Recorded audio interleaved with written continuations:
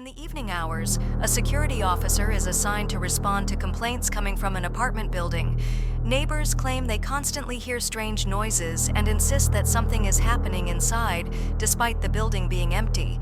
The sounds become particularly disturbing at night, tapping from the walls, footsteps, faint whispers. No one lives in the building, yet something seems to be constantly moving inside. The neighbors' complaints have been increasing steadily. No one dares to enter the apartment building.